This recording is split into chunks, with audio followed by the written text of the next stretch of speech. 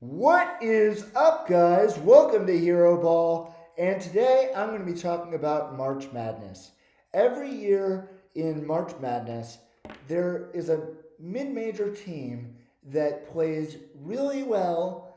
They're clearly one of the top five mid-major teams in the country. They've usually beaten a power conference team or two, and they usually win at least 25 games. Maybe not this year because this year is not normal and teams have had less games. But in a normal year, that's what happens. And then they lose a game in their conference tournament and they get left out of the NCAA tournament field. And I'm going to go through some of the teams that this happened to. For example, Murray State, 2014-2015, they won 25 games in a row. And then in their conference tournament championship game, they lost by 1 point, and got left out of the NCAA tournament field. Then the next year, 2015-2016, Monmouth wins 28 games. They beat UCLA, USC, Rutgers, Georgetown, and Notre Dame, who at the time that Monmouth played them was ranked number 17 in the country. They lose in their conference tournament and they get left out of the field. And then, perhaps the most ridiculous case of all, in 2017-2018, that season, the Middle Tennessee State Blue Raiders, on March 1st, they beat Western Kentucky. Before that game, they were ranked number 24 in the country. Then, they lost their last regular season game. It was a conference game to Marshall. And then they lost to Southern Miss in the first game of their conference tournament. And they lost those two games by a combined 12 points. And somehow, by losing two games by a combined 12 points, they dropped all the way from number 24 in the country to out of the field. Now, if you're a fan of one of the top, last four in teams that got in and took the spot of one of these mid-major squads, you were probably very happy that these guys did not get in. But for everybody else, I think that as most fans who were not biased towards a certain team would agree that it's a lot more fun to see a good mid-major team than a middle-of-the-road, power conference team that somehow manages to get their way into the field. So today I'm going to be talking about 7 mid-major conference teams that, provided that they don't lose any more games in their conference before their conference tournament, should be in the field even if they were to lose a game in their conference tournament, or at least who I think are deserving of being in the field. So without further ado, let's get to the video. Number 7, Grand Canyon University. So Grand Canyon University is an odd case. Before their last two games, I thought for sure they win out in their conference, and they lose in their conference tournament. They're definitely a lock. I still think that. Now, unlike Middle Tennessee State 3 years ago, they have not been ranked at any point, but still their losses in conference have come by a combined 9 points. So first off, I want to take a look at their wins here. They've got some really good wins. They beat, or one or two really, they beat Nevada, and while Nevada may not end up being in the field, they're still a decent Mountain West squad, and they've been playing pretty well overall this year. They did lose to San Francisco. I don't think that hurts them. I don't think it should hurt them a bunch because San Francisco beat Virginia earlier in the year. And again, they're in the West Coast Conference and they've performed decently in the West Coast Conference. Again, probably not good enough to get a bid. They lost to Colorado. I would say that that's not unexpected here. Colorado is one of the best teams in the Pac-12. They lost to Arizona State by 1 point. And I really think that the committee needs to look at this for what it is or what it was at the time and not just what it turned out to be. If you look here on their website, it says Arizona State was number 23 at that point. And I think that's how the loss should look instead of, oh, Arizona State performed really poorly in the Pac 12 and then they got left out because this was considered a bad loss.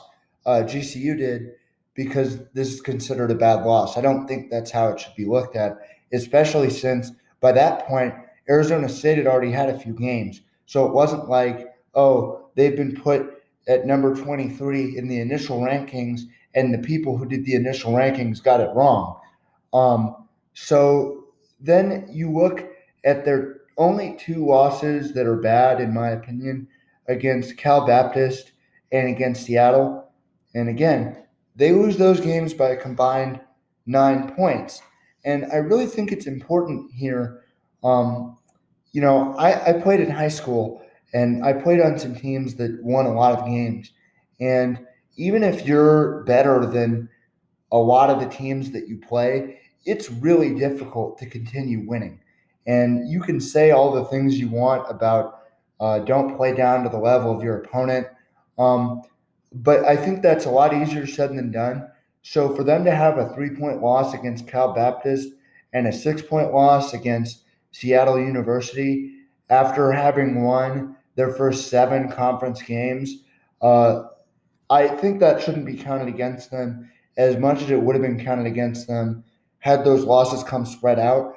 They've also their margin of victory is over 10 points a game, and that's even after taking out the game against Benedicta and Mesa and the two games against Bethesda because those aren't Division One schools. So I decided to take them out. So I think that these guys should definitely get in, assuming they win these last three, even if they lose in their conference tournament. If they lose one of these last three, then yeah, I would say that they shouldn't be let in unless they win their conference tournament because then they're kind of limping along to the end of the year. And you don't want a team like that, especially from a mid major school. So, but I think that would be fair of the committee to leave them out. But they win these last three and they lose in the conference tournament, I think they would be okay. Number six, Liberty University.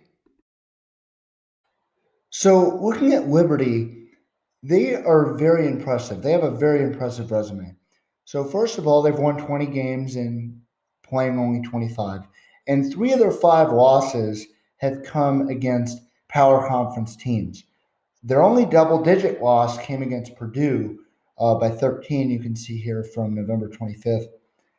And again, I don't see that as really a bad loss. I think that's about what you expect in terms of margin of loss from general mid-major teams. They lost to TCU by 4. I watched that game. It was very close. They had a chance to win it at the very end. And so again, I don't think that should count against them. If anything, that should help them out a little bit. And then they lost to Missouri at Missouri by 9. You combine those three games, their margin of loss was 26 points in three games against power conference teams. I think that that's really important to keep in mind when you look at them. That's a good job to hold your own against power conference schools. And the other thing to consider is that both of all their losses were on neutral courts or away, and that includes their conference losses. The other thing too is they beat Mississippi State by double digits and they beat South Carolina by double digits. So that's very impressive in terms of a resume saying, oh yeah, this team can really compete with power conference schools and has shown themselves to be as good as power conference schools. Now, they did have two losses the committee will probably look at and say these were bad losses. One of them was to Lipscomb. They lost that game by 7. And the other one was to Stetson. They lost that game by 6. But when you look at those losses, I think they can't count against them as much as they would generally do so in a normal year because it's one after the other. And Lipscomb they lose on January 1st, then January 2nd, after losing by 7, they come back and win by 16. So I think the way the committee should look at that is they went and they showed, yeah, they're clearly better than Lipscomb. That loss was a fluke. If you look at the dates here, it came after their holiday break. And then you go to their loss against Stetson, and again, it's one day after the other, and they lose by 6 on the 15th, and then they come back and they win by 10 on the 16th of January. So I think the committee, again, should not count those as really bad losses because they were, day after the other, and Liberty came and showed the next day that they were actually better than they played the day before. The other thing to consider that I mentioned is, their only losses came on neutral courts and away from their court. They were undefeated at home. So to me, if you're the committee, if you're going to look at net ranking, which I don't know how much this will affect their net ranking this year, but their only losses being away and on neutral courts, the committee puts a lot of value on wins away from home and wins on neutral courts, according to net ranking, it does.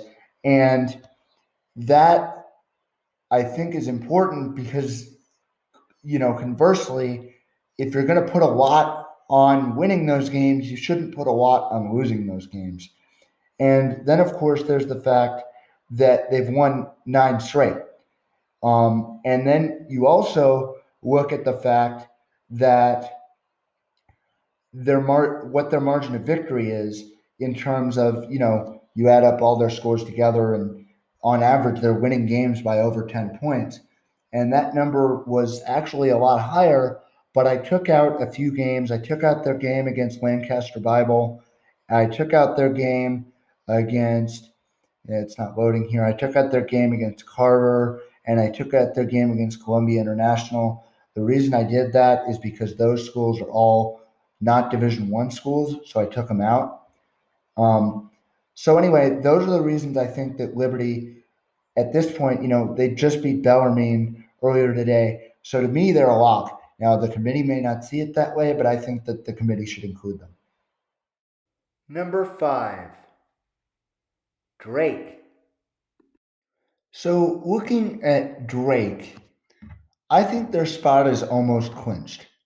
Unless they were to get blown out in the game they have today against Bradley and then proceed to get blown out again in their conference tournament, I really don't see a way that they don't get in. They have some solid wins. They beat Kansas State. Obviously, that's one of the poorest conference teams, power conference teams this year. But it's still a win against a power conference squad. And they, of course, beat Loyola. Their only 2 losses, they had one to Loyola Chicago, and they had another to Valpo. So Valpo is really their only bad loss. They lost that by 17. And then against Loyola, I watched the first half, or I saw the end of the first half, beginning of the second half of the game they lost against Loyola, and they played them real tough for about a half, and then everything just kind of fell apart. And then again, they came back from getting beaten up by 27 and proceeded to beat Loyola in overtime the next day. Valpo, I don't have a defense like that because they only won by 3 the day before. So that could have very well just been fatigue of the season or whatever it was. It's still one, it's still just one loss. And now they've won 5 in a row. And so, again, assuming that they don't get blown out by Bradley, they'll be at 25 wins, which a lot of team. I don't know if any other team is going to get there this year before the NCAA tournament, just because of the number of games. And to have only one bad loss and all the other games, they've lost one game at home. That was to Loyola Chicago. Their loss to Valpo was in Valparaiso. And so I really think that they've pretty much locked up their spot. If they win tonight, then it's no question their spot is locked up. And if they lose in overtime, then I still think that their spot is locked up. They just have too many wins.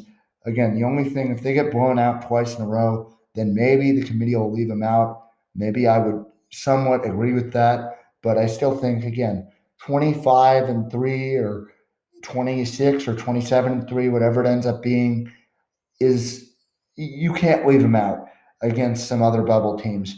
And again, you look at their margin of victory, and it's 11. It's about 11 points a game in on average with games, and that's after I took out two of their games, the game against McKendree and the game against St. Ambrose, because those are again not Division One schools.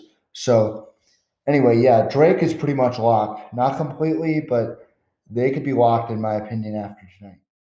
Number 4, Western Kentucky. So, Western Kentucky, I not only think that they should be in if they win the rest of their conference games and lose in their conference tournament, I think that the committee will give them a decent chance if that happens. And I'll explain why here. So, first of all, they've got some good wins. They beat Memphis, who, again, they're not a power conference team. I'm not sure they'll get a bid or not, but they're in the best non power conference, which is the American, and they've fared pretty well there this year. So they beat them. They lost to West Virginia, who at the time was, according to Western Kentucky's website at least, ranked number 15 in the country. And I think this will help them, if anything, because again, they only lost by 6. So they competed with them pretty well to win that game. They lost to Louisville. That was a tough loss. Wasn't a bad loss, but it was a tough one because they lost by a lot. But I'm not sure that should hurt them because, again, Louisville is in the ACC, so they're a power conference team. Again, they had a good win against Rhode Island, who is kind of a middle of the road A10 team. Again, I'm not sure if they'll get a bid either, but it's still a pretty good win, especially from a Conference USA team. They beat Alabama. That's a very good win. Now, at the time, from what I saw of Alabama's schedule, that wasn't the best basketball they were playing. But looking at the committee's thoughts on this, I think the committee will look at it as they beat the Alabama team that they turned into, not necessarily the Alabama team that was that they were playing like as the time at the time of that game. But even if you consider it that way, it's still a power conference team in Tuscaloosa that they managed to beat, which is very impressive. Now, they did lose in Charlotte, and I can't really give you the defense of, well, they showed they're clearly better than them because the day before that, they only beat Charlotte by 4, but they did lose in overtime against Charlotte. So I don't think that should really hurt them.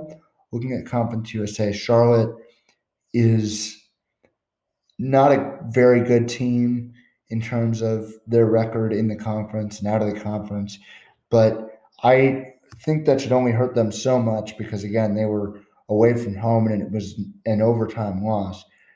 Then they lost to Louisiana Tech.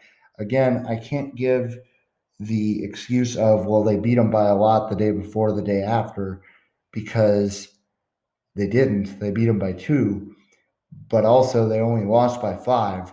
So, and Louisiana Tech is, again, one of those squads that they're really good in the Conference USA. So they're not as bad of a loss, and they shouldn't be looked at as such either. And then after that, since then, they won 4, 6 in a row, and then they lost to Houston, who is ranked, again, it says here 12/10. I'm not sure which it is, but they lost to Houston. I saw the recap of that game, and they competed with them for about 25 minutes, and then everything kind of broke down at the end. So this should actually help them, especially if the committee's going to look at the first half of that game and that they competed with Houston in Houston. They've only got one home loss, and for their net ranking, that should help. Now, they've got four more games. I don't think they can really afford to lose any of them because they've already lost two conference games. But if they win these next four, they'll be at 19 wins, 19-5. And I think 19-6 or 20-6 or 21-6, whatever it ends up being, if they were to lose in their conference tournament, I think they should still be in. And they deserve to be in at the very least. Other thing to keep in mind is that Charles Bassey is their star player. And if you look on NBADraft.net, he's mocked at 10. He's on 15 on their big board. So he's an NBA prospect. And I think that should help them. Number 3, Winthrop. So in my opinion, Winthrop should be a lock for the NCAA tournament. Now, the committee may or may not feel that way. History tells us they might not feel that way, but they're 20-1. They've won over 90% of their games. Even if they were to lose in the first game of their conference tournament, they would still have won over 90% of their games at 20-2. And, a lot of people might respond and say, well, they haven't played anybody. And I don't think that's fair because they were scheduled to play some good teams. They played in the Wade Houston Tip-Off Classic, and in that tournament, they were scheduled to play the University of North Carolina, Greensboro, the University of Arkansas, Little Rock, Duquesne, Seton Hall, and Southern Illinois. Now, they were able to play two of those games against the University of North Carolina, Greensboro, and against the University of Arkansas, Little Rock. They won both of those, and they even if they had lost the other three, if they'd just been able to play all those three teams close, I still think it wouldn't have hurt their resume, and I would still be saying, look, at 20-4 right now, with a potential of 20-5, they still deserve to be in, and I still think they should be a lock. But then you look at their one loss, and their one loss is to the University of North Carolina at Asheville. They lost that game by 2 points. Then you consider the fact that all of the teams in their conference, they've beaten twice in a row, except for the University of North Carolina at Asheville, where they have that one loss by only 2 points. I looked at their games and I added up all the scores from them, and they've got on average they're winning games by over 10 points. And so I really don't think that it's fair or would be, making the best potential field of 68 if Winthrop were to get left out. No matter what happens in their conference tournament, I think they've done what's necessary to lock themselves into the NCAA tournament field. Number 2, Belmont. So Belmont, in my opinion, is a lock. Now, this 24-2 is actually incorrect. I just looked it up. They lost to Morehead State earlier today in overtime. I don't think that the committee should hold that against them. Very much at least. Now, you look at the wins they have, they don't really have a big win. They did beat George Mason out of the A10. I would consider the A10 to be a superior conference to the Ohio Valley, but they're not very high in the A10 either. So who knows if that'll get considered as a good win for them. But still, I mean, they lost to Samford. That was their first loss in December. I don't really think the committee probably will hold that against them. And I can understand holding it against them a little bit, but at the same time, it was months ago. It's not the team they are now. And then they won out until they played Eastern Kentucky a few days back. They lost to them by 14. And then earlier today, although it doesn't say it yet, they lost to Morehead State by 7 in overtime.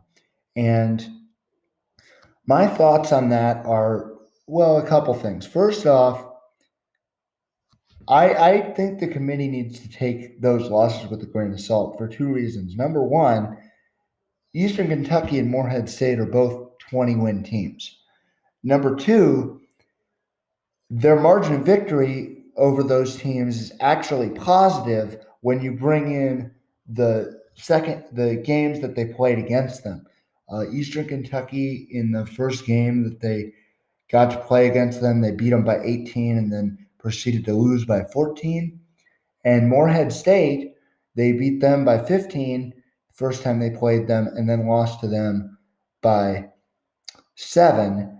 So I think they're a lock. Even if they were to lose in the first round of their conference tournament, I I think that it would be unfair to not let them in. They won their conference, at least in terms of the regular season title. They've been a real hot team. Their margin of victory, even considering the Morehead State loss, is still over 14 points a game, is their average margin after games. They're winning each by 14. And so, yeah, I think that they should be in. And finally, number 1, Loyola Chicago. So, looking at Loyola Chicago, they're a lock. I mean, for them to get left out would be worse than when Middle Tennessee State got left out 3 years ago after being ranked at the beginning of March. They're number 21 in the country. They've been there. They've been ranked for a while. I don't know how long they've been ranked 21. Um, but if you look at their schedule, they have one bad loss and one loss that's not great. Although even that's debatable. Their one not great loss is against Richmond, and that was only by 2. And I don't consider that a very bad loss, especially considering the fact that Richmond was ranked at a point at the beginning of the year. They beat Kentucky before Kentucky really fell off when Kentucky was ranked. And so I really think that that's not as bad of a loss as some people might look at it. They did lose to Indiana State. That's their one bad loss. But, after losing by 5, the next day they went and beat them by 10. So, again, I see that as maybe not a complete fluke, but definitely they've proven that they're better than Indiana State. They lost to Drake in overtime. That shouldn't hurt them, especially considering the fact that they went and beat Drake by 27 the day before in Des Moines. So they're playing Southern Illinois right now. The game's not over yet. They're currently up. Even if they were to lose that game and then get blown out in the first round of the Missouri Valley Conference tournament, I still think that they're in. Again, there's no way that you can tell me that a team that's ranked number 21 in the country somehow, for 2 losses, or realistically what would be 1 loss, drops entirely out of the field of 68. The other thing that's really important to consider about them, I went through their schedule and I did the thing where I added up all their scores. And on average, they're winning games by over 16 points a game. And that's even after I went through and I took out a couple of their games because they were against non-Division I schools. I took out their win over St. Francis, and I also took out their win over Lewis. But even then, over 16 points a game, they're winning by on average for their games. So, yeah, Loyola Chicago, in my opinion, for sure in. So now the question becomes where all 7 of these teams fit if they don't win their conference tournament into the NCAA tournament picture. So the first thing I'm going to do is I'm putting in the 31 automatic bids. Of those 31 conferences that get an automatic bid, 10 of them have teams that are ranked in the top 25. So I am going to make the assumption that for those 10 conferences, their automatic bids are going to go to a team that was ranked in the top 25 as of last week, by the way. Now that eliminates Loyola Chicago from needing to worry about because they've been ranked for a while now and they're in the Missouri Valley.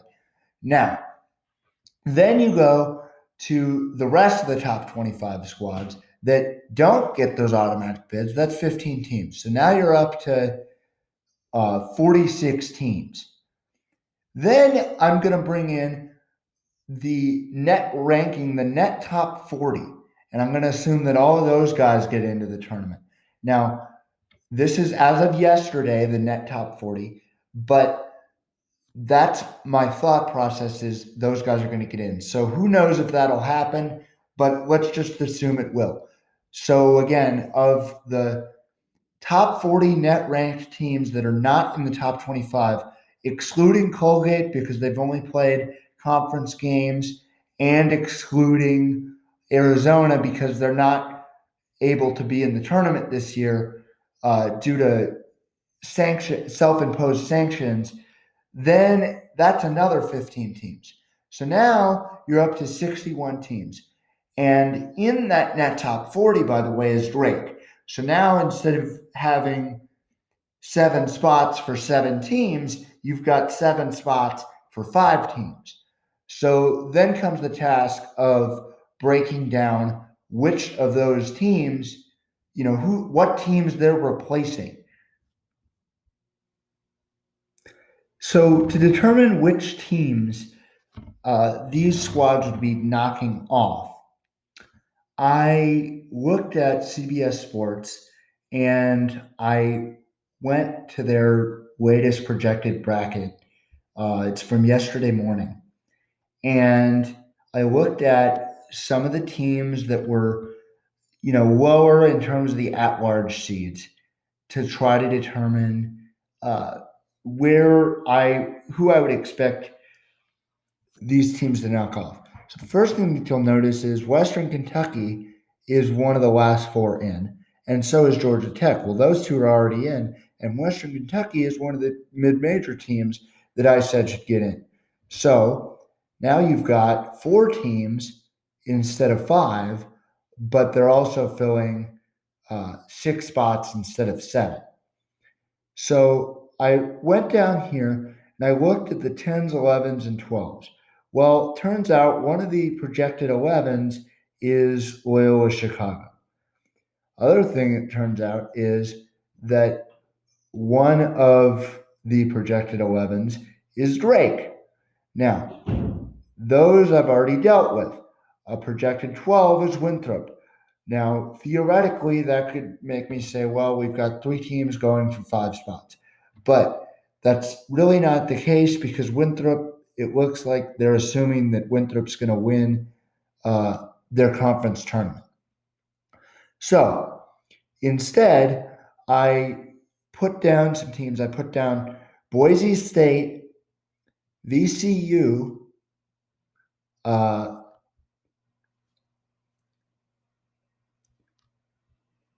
and UConn, Oregon, Michigan State, and Wichita State. Now, that's 6 teams. 4 of them need to be filled by the teams that I've put forth. So if 4 of them need to be filled by those teams, then that means only 2 are going to get in. For my 2 to get in out of those 6, I say Oregon and Wichita State. They both have very, very, very good records. And I really think that, Oregon, they're 16-5. So likely they're going to end up winning 3 times as many games as they lose. VCU, they've got 6 losses, but they're not like all in a row at the beginning. They just had a loss to Davidson. I think that really hurts them, and they've been inconsistent. So they've won some and lost some. And I'd rather have a team that's won a few in a row. Then I brought in Michigan State. Right now they're 13-9, but they have 2 games against Michigan.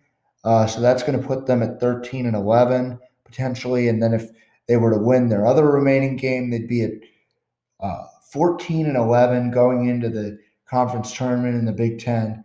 And then if they were to lose one, they'd be whatever and 12. And even if that's 15 or 16, I still don't think that's good enough to get in. So that knocks them out. Then you have UConn, and they're 12-6 right now. Now they've got 2 games left. They've got one against Georgetown, and they've got one against Seton Hall before the conference tournament. They already beat Georgetown, so if we assume they beat them, but then they lost to Seton Hall, so if we assume they're going to lose to them again, then they're going to go into their conference tournament 13-7. You throw another loss in there, and I just think that that's probably not great in terms of their overall ranking and potentially get into the tournament. Um, and then you bring in Boise State. They're 18-6. They have Fresno State tomorrow, or at some point. I don't know if it's tomorrow. I think it might be Monday. Anyway, they have Fresno State, and if they beat them, they'll be 19-6. They lose another game, they're 19-7.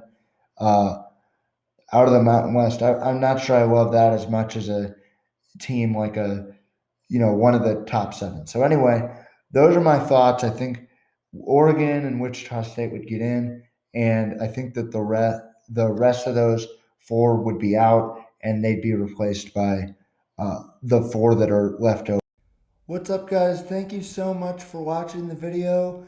I really appreciate it. Please like, comment, and subscribe. I'm pretty new at this, so I'll take any feedback I can get. So anyway, thank you so much for watching, and if you want to see any of where I got my information to make this video, I'll put all those links in the description.